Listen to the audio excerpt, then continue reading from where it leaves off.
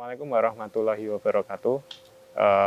Hai sahabat Koperjas, bertemu dengan saya. Perkenalkan, nama saya Arfan Rardianto, biasa dipanggil Arfan. Nah, pada kesempatan kali ini, aku mau nge-review sebuah buku yang mungkin sudah populer bagi kalangan teman-teman ya.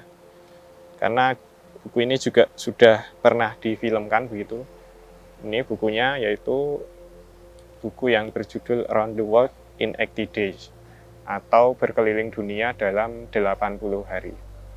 Nah, buku ini ditulis oleh seorang penulis berkebangsaan Prancis yang hidup pada masa abad 18, yaitu Jules Verne.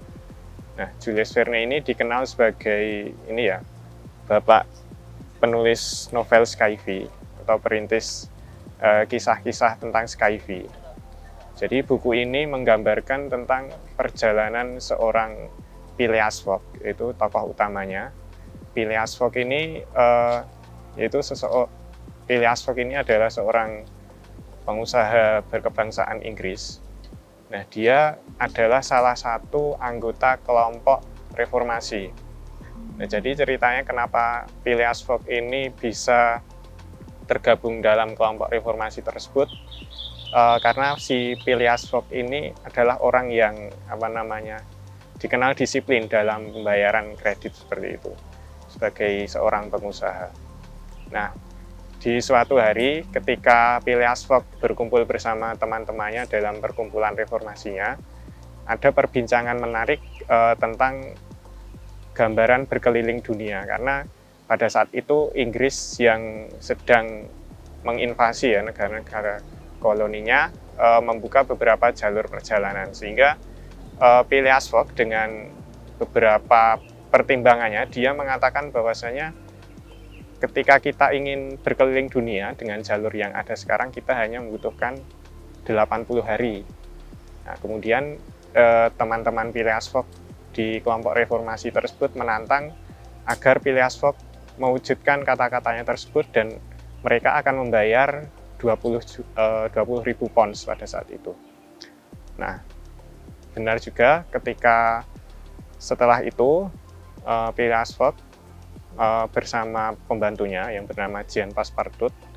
Jean Passepartout ini adalah seorang yang berkebangsaan Prancis, tapi dia bekerja sebagai pembantu atau asisten bagi Tuan Phileas Fogg ini.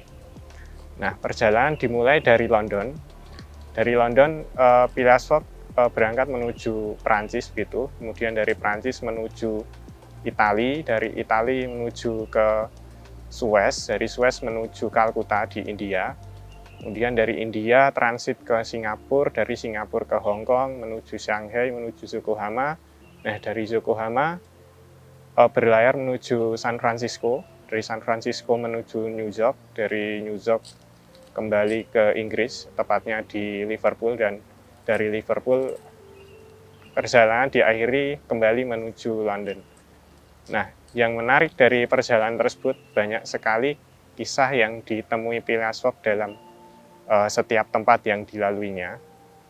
Jadi yang menarik, salah satu scan yang menarik yaitu ketika Phileas Fogg berada di India, yaitu Phileas Fogg bersama Passepartout melihat seorang wanita begitu yang akan dikorbankan dalam sebuah ritual.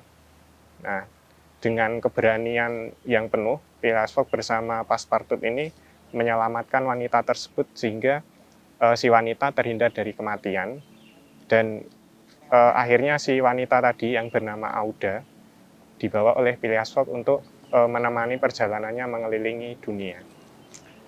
Nah, jadi yang perlu aku sampaikan dalam buku ini, ada beberapa poin yang menarik ataupun nilai-nilai kehidupan yang bisa kita ambil ketika kita selesai membaca buku ini, yaitu bahwasanya ketika kita memiliki keberanian untuk mewujudkan sebuah tujuan kita, tentunya akan banyak sekali jalan yang terbuka. Nah, begitupun yang tergambar dari kisah Phileas Fogg ini. Jadi selain keberanian, tentunya harus ada persiapan yang matang serta berpikir sebelum bertindak, sehingga si Phileas Fogg ini menghitung dengan sangat teliti, walaupun kita bisa membayangkan bahwasanya pada abad 18 tidak ada aplikasi travel seperti sekarang yang sangat maju, apa-apa bisa tinggal booking saja. Tapi di setting abad 18 ini murni semua moda transportasi hanya mengandalkan kereta maupun kapal. Dan ada beberapa scan juga yang si Phileas Fogg memanfaatkan gajah sebagai kendaraannya. Nah, jadi sebagai seorang yang pemikir, bisa dikatakan seperti itu, Phileas Fogg menghitung secara terperinci bagaimana perjalanannya bisa terrealisasi dalam 80 hari tepat gitu. Nah, dan perlu diketahui juga bahwasanya Phileas Fogg ini dikenal sebagai orang yang baik.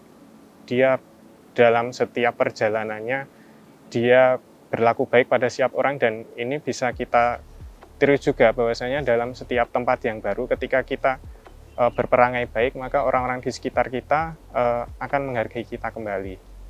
Nah, tentunya yang poin terakhir yaitu berkaitan dengan materi, yaitu uang. Nah, jadi yang menarik bahwasanya si Phileas Fogg ini ada intrik-intrik tersendiri ketika dia berhasil menyelesaikan misi keliling dunianya dalam 80 hari. Itu dia berhasil membujuk seorang nahkoda kapal untuk mengalihkan ataupun merubah arah haluan kapalnya. Kemudian dia juga berhasil membujuk seorang masinis untuk mempercepat jalan keretanya, tentunya dengan iming-iming imbalan berupa uang. Jadi dalam perjalanan selama 80 harinya tidak bisa dinafikan bahwasanya Phileas Fogg membutuhkan uang yang sangat banyak.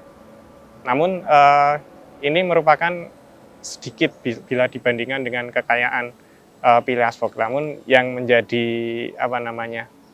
menjadikan membaca penasaran mungkin ya, di novel ini tidak disebutkan bagaimana Tuan Phileas Fogg mendapatkan harta kekayaannya, tapi dijelaskan bahwasanya Phileas Fogg ini adalah seorang yang teliti, disiplin, tepat waktu, dan seorang yang menepati kata-katanya. Jadi mungkin bisa saja itu dia mendapatkan perbekalannya dari mana saja, karena yang terpenting bahwasanya sikap kita ketika kita bersikap positif, berpikir baik, bertindak baik, tentunya kebaikan-kebaikan itu juga akan kembali kepada kita.